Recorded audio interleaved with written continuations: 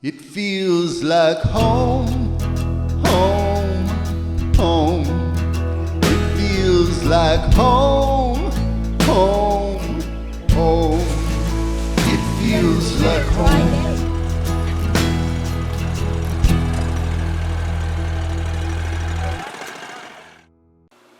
Hey there, welcome to Weldon Home. We are just kind of looking back and reminiscing on what the house was when we moved in, and about a year ago we did this kitchen, and my husband did almost all of the work, he and my sons together, and so he's going to walk you through and tell you how we did it for about $3,000. All right, well, when we moved in, the house was had not been redecorated for a long time. It had popcorn ceilings. See if you can show those ceilings, Paul. And Tanya and Mary went ahead and scraped all the ceilings, and then we came back in and smoothed them out with a little sandpaper and repainted the ceilings. It had an old ceiling fan that had the kind of antique looking shades that came down, but they were not really antique, they were fake, and it was not in good shape. And so we went ahead and replaced it with one that mounted all the way up to the ceiling, because these are only 8-foot ceilings, and any extra height you can get the ceiling will give you a little more space in the room. And so I just want to interject because we came from the Lakefield house and it had what, 12-foot ceilings. 12-foot ceilings, and so one of the things I said was a non-negotiable was high ceilings, and then when we pulled up to this place, we absolutely fell in love with the land and just the feel of this property and the house. So it was like, well, can we make it good? Can you fix this house that has 8-foot ceilings? And I went up in the attic, and no, there's no way to really vault the ceilings easily. She took down, it had window treatments with huge, puffy, billowy window treatments, and when we took them down, there was mice living in them, and it was not good.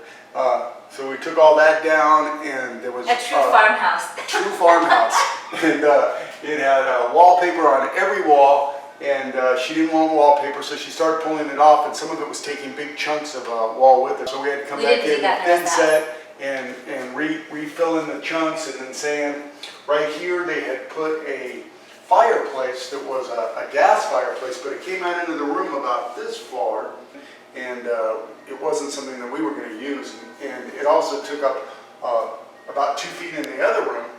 There was a cabinet that they'd made that just encapsulated the back of the fireplace. So the cabinet didn't have any useful drawers, no useful storage at all, and it was just a waste of space basically. So we took out the fireplace, fixed the floor where they'd had a mantle, and Okay, wait. We actually didn't fix the floor for a very long time. We lived here for a year with a piece of cutout linoleum because it had cement on it, and they took all of the bricks and everything off. So for a very long time I lived with the kitchen with the linoleum floors.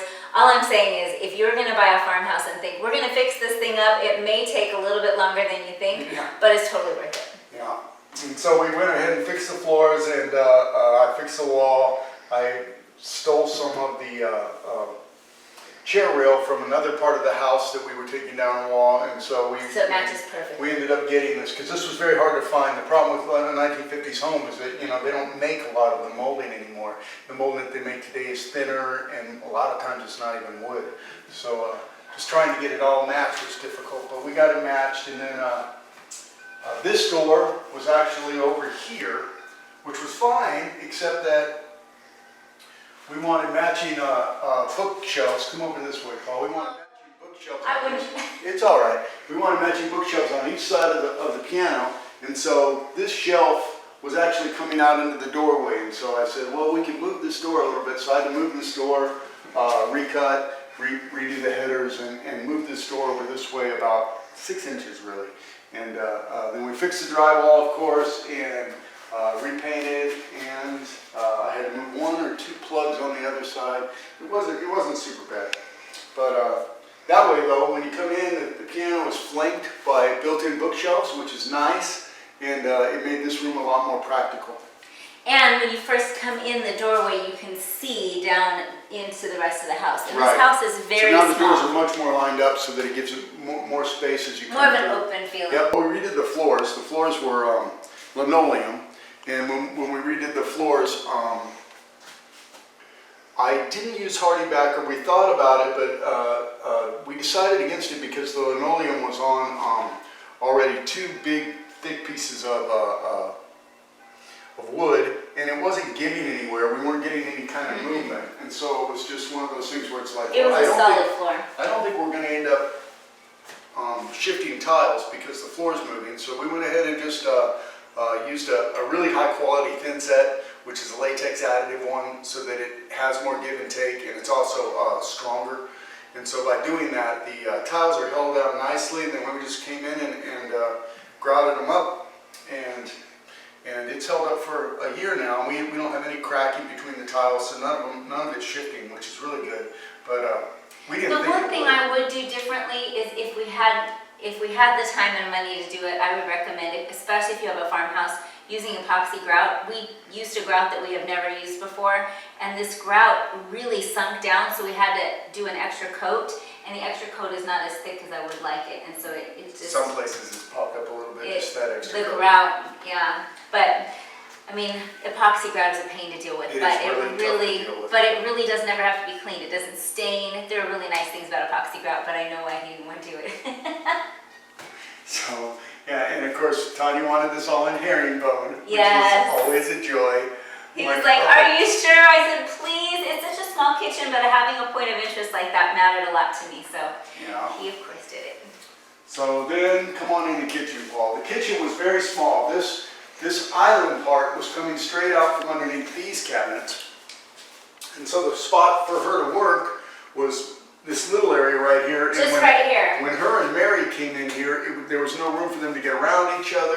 There wasn't a good triangle. You're supposed to build a triangle between your oven and your sink and your refrigerator. And if you were doing anything in the dishwasher, you couldn't be working at the stove, and you couldn't be getting something from the fridge, and you couldn't be doing the dishes, so it was And it had a little impractical for us. built-in stove that was just one of those slide-ins that had the oven part of it. And so she really wanted a double oven. So what we ended up doing is we found a guy that gets special orders from Lowe's, Junior. He's a good friend of ours now. But he gets special orders from Lowe's, and a lot of times it was stuff that people either didn't pick up or they picked up, and then once they brought it to their house, they decided it wasn't quite right, and so they return it. And Lowe's doesn't have a spot on their shelves for those kind of things, and so they end up going, what are we going to do with this stuff? And they'll dump it at a loss. But so for $200, we got a $4,000 oven, basically. Now, where this was sitting is kind of odd. That's where the door leaving the kitchen was. It was right here. So kind of at the end of where this island was, the island came out and then there was the door. And the door went down into the hall. And the weird part is it went right into the washer dryer, which you could see the washer dryer. They weren't hidden in a little cabinet like they are now, but the washer dryer was basically, you walked out the door and right into the washer dryer that was out in the open. And it just gave it, well, it was a very farmhouse feel. It wasn't fancy, and coming from a place that had its own little washroom, it was like, oh my gosh, now instead of having her own little washroom, she's got a washer dryer that's just straight in the hall and everybody can see it. So when you come in the back door, and that's where all our friends come in, they would see, first thing they'd see is this washer dryer. Now the hard part of this is that they had it jammed into this little L that they had cut into the wall, but the hard part of that was that there was no room to put a wall in order to hide it. And so we were in a real bind. One of our neighbors, however, had some 1-inch thick plywood that was made to use to make furniture, because he used to have a furniture company. And so he sold me several of these pieces now because they're very useful, a big 1-inch piece of plywood. But especially because it was furniture grade, and so it was really nice plywood. And he sold me this piece, and I just went ahead and mounted that as this whole wall. And so we secured it at the top and the bottom, and because it's a full 1-inch, it doesn't need 2x4s holding it up in order to be able to support something as light as these folding doors. To do drywall, you would have had to have the 2x4s in, right? Yep, Yeah. would have had to have 2x4s, and by doing that, you get what, a 3.5 minimum, 3.5 and then 2 more, 4.5 inches in order to put a regular wall right here. Suddenly your hallway's narrowed and it kind of jots out where it tied in. So by doing that, I was able to keep this all flush. Come right here, Paul. You see Tanya's artwork. Tanya loves to paint our walls. But if you look closely, you can probably see where I tied it in because I had to tie wood into drywall, which is a little bit of a pain. You have to use a tape and then mud over, and if you don't do that, you'll see this crack. It'll keep coming back because the coefficients of heat for wood and for drywall are different, and as it gets hotter and colder, a crack will develop here. And now, when you come in, the first thing you see is the art wall. You don't see her washer dryer, which is imperative to my wife. She was like, no, I don't want people to see that we're doing laundry today. Well, two things. Our laundry washer and dryer don't match. No. The second thing is I probably do about 3 loads a day. So there's always laundry. And I didn't want that to be the first impression for everyone walking in.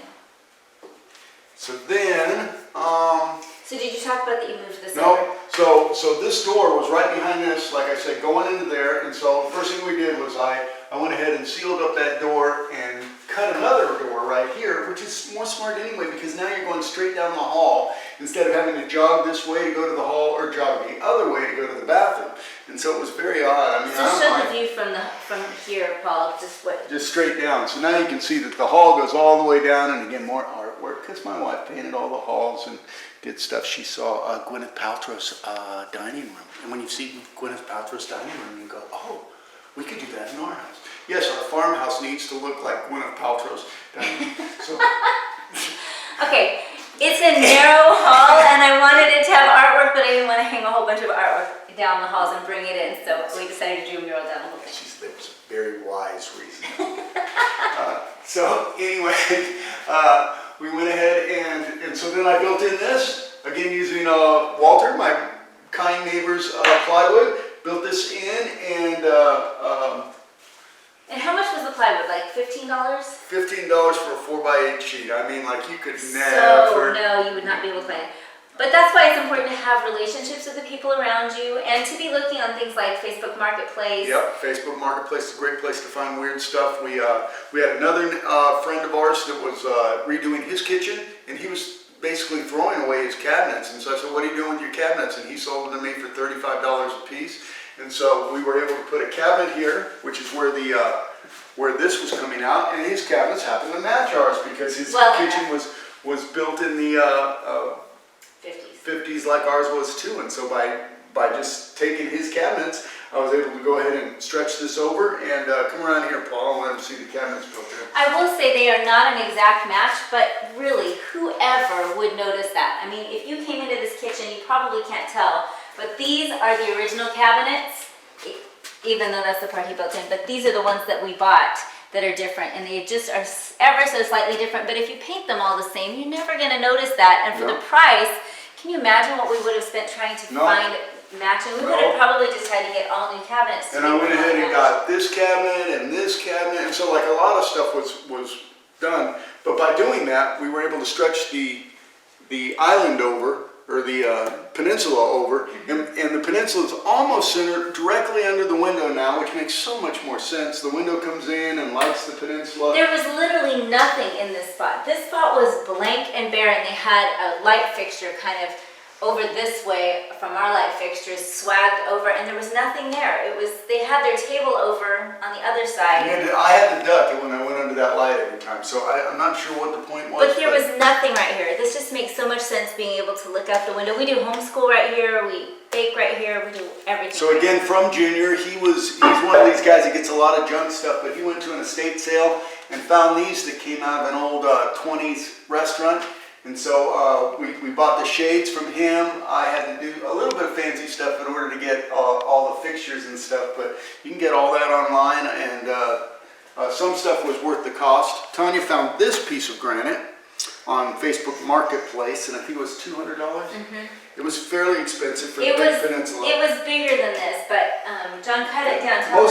Most of our cost was dealing with granite, because she really wanted granite, and we had looked into maybe doing a cement pour on the top and all kinds of stuff. And there are lots of cool things to do on neat finishes these days, but long term, people were complaining about stuff like staining. They were complaining about stuff like scratching and those kind of things when they did the cement tops. And so we were like, and I had had granite in the last house and just fallen in love with it because Well, the Formica, obviously you can't put anything hot on, but a granite counter really withstands a lot of abuse, and I cook all the time. We have boys. I didn't want to have to be concerned about Pick that. up a big hot Anything, pot and set it right on top of the My granite. cookies can come right here. The granite doesn't care. She takes cookies out of the oven and sets it right on top of the granite, and of Right. course It's still. it's a rock, right? So nothing happens to it.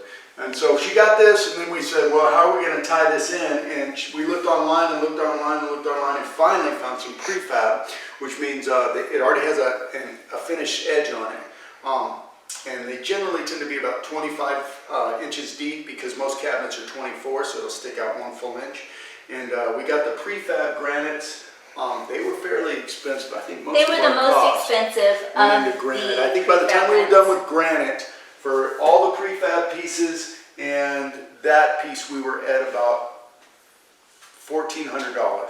So it was Most not, of our costs it went was, into the it granite. was not free, but But I scoured. I found this, and then I found this before we bought this, because we wanted to know that we would be able to tie it in. And when you're looking online, it's really hard to tell if the pieces are actually going to line up. So I think I made a trip all the way out to the granite thing to look at it before did.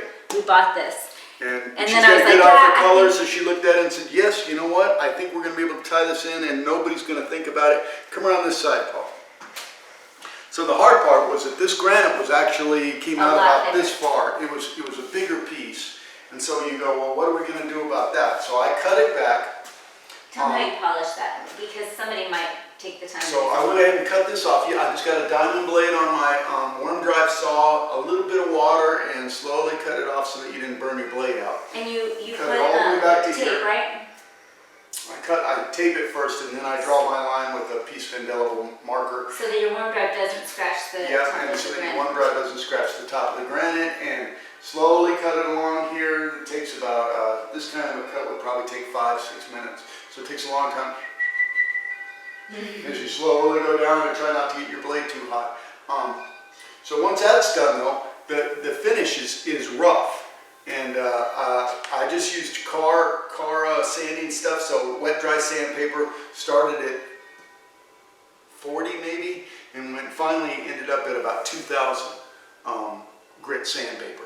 And slowly but surely went to each one, doing that with water, of course, and polishing. And I put an edge on this when I had the 40, and So slowly come but close, surely. Paul, look at this. So this right here was the original factory finished granite. And then coming around, you cannot feel the difference. They're both really, really polished to the same degree. It is unbelievable to me that he was able to do that. We used to have fancy granite equipment, but Yep. we left it all in California.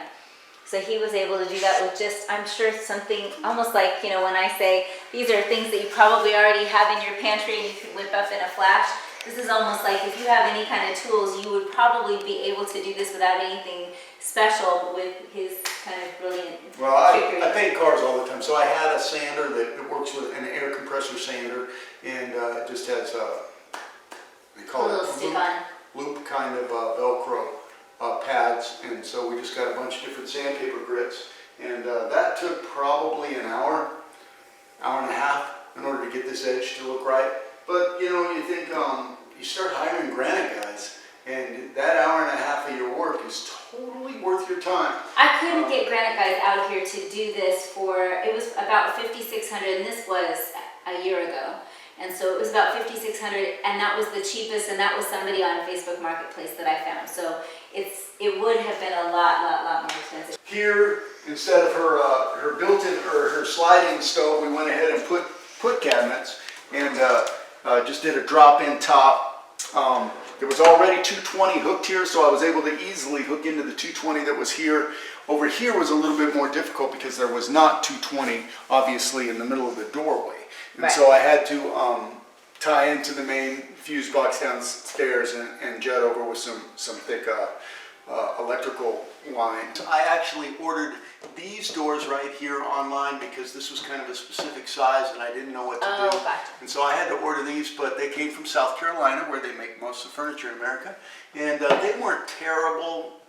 I want to say for both of them it was maybe $70 for the two cabinet fronts. Unfinished. They were unfinished, but we knew we were painting this, and Tanya found a paint that was... Oh my gosh, this paint is the best paint in the world. It is from Lowe's, and it is their cabinet and furniture paint.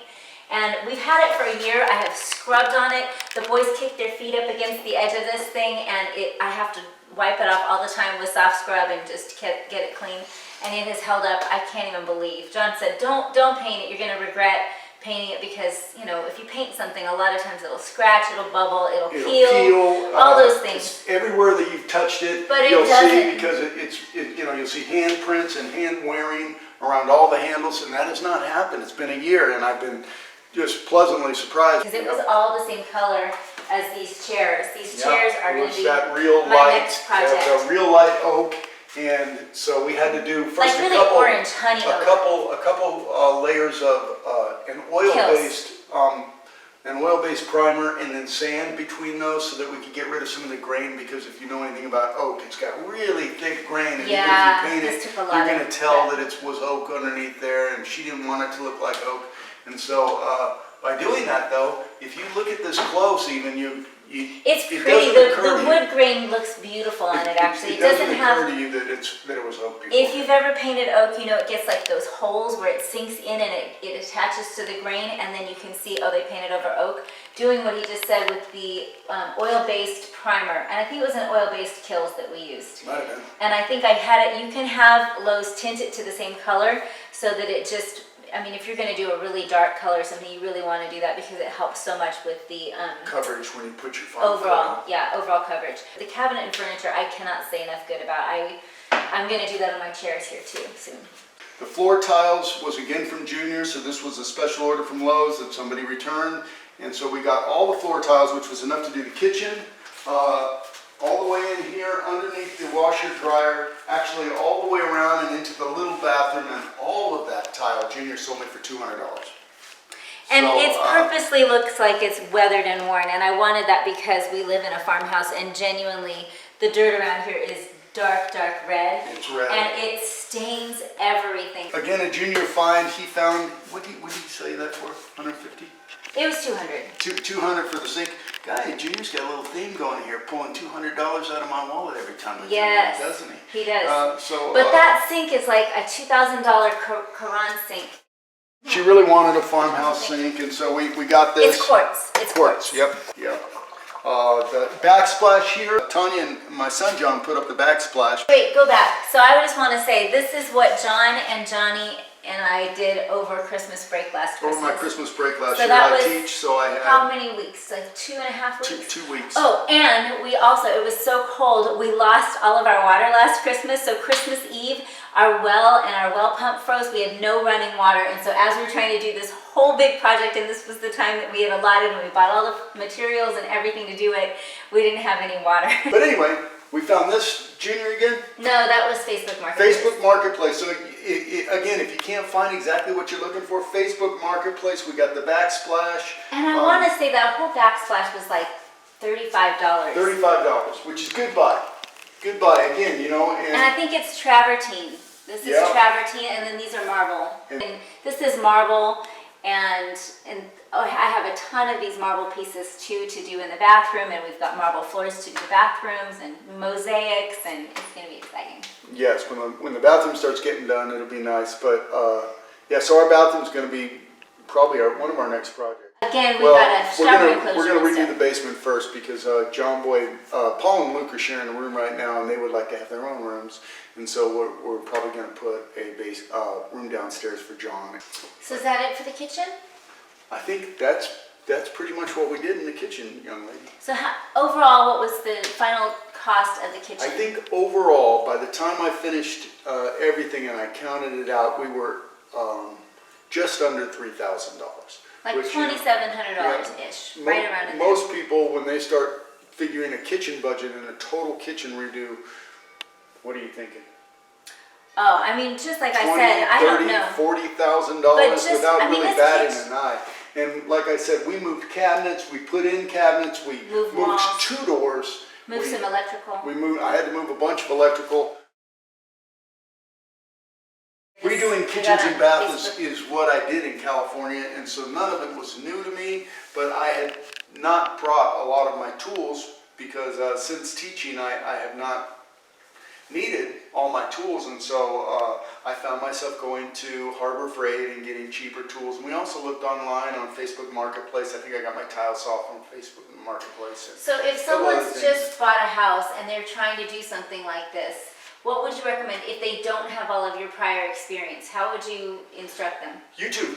Yeah. YouTube's amazing for just looking stuff up. The house was very nicely built. The grandfather of the person that we bought it from had actually built this home, and so it had been passed down through their family, and the granddad had done a really good job, and that makes a huge difference when you have somebody building something nicely. For their family, yeah. And he And so just obviously building did not hold back, and when you measure like the 2x4s in here, because it was built in the 60s, they aren't 1.5 by 3.5, they're 2x4s, and so when you start taking apart the walls, you go, look, it's really a 2x4, you know, and 2x4 actually meant something back then. Yeah. It meant that it was actually going to be 2 inches by by 4 inches. But when you go buy a new one, it's 1.5 by 3.5, and you know, they chint you. Welcome to our world, right? If they don't increase the price, they're going to decrease the amount you get, and so either way, you get less. And that's the story of our kitchen. It came out really nice. Tanya's in here all the time, as you probably watch It's videos. my favorite room in the house. I love the lighting She in loves it. here. Oh, we put in speakers as well. Oh, I yeah. put in a central speaker system for the whole house so that the whole house can actually play the same songs. Or in the kitchen here, Tanya has her own little stereo that's got Bluetooth. All up here. So she Hooks can- to my She phone, or I can hook to turn the on her TV phone in the room. and play music just here in the kitchen, and then it's whatever Or if the she's boys got are on watching her the phone. movie, I can listen to the movie so I know where they're at in the movie. Yep, And or she it's can really listen to nice. whatever they're listening to in the other room. I mean, if it's the movie she loves, then she'll listen to the movie. The hills are alive. Right, yeah, sure. That one, It's, yeah, have to listen to But that. that's kind of the story of the kitchen, and the kitchen was it was a lot of work, and that was my Christmas break last year. But I had promised her a new kitchen, and that's what we did, and it came out good. I think this year our Christmas break is probably going to be redoing the basement and putting in a little bathroom for John, and at least finishing one bedroom down there so that he's got himself a bedroom and a bathroom. So we'll walk you through all that too. Yep, when it's time to do that, we'll walk you through that, and I think that's going to be a fun project. Hopefully we'll get through it in a Christmas break again. That would sure be nice. And it'd be nice if we had running water. Yes, it would be nice if it didn't freeze this Christmas and we actually had running water. All right, that's probably it, huh? We'll see you next time. Thanks for tuning Y'all have a in, good and day. please like, subscribe, and share.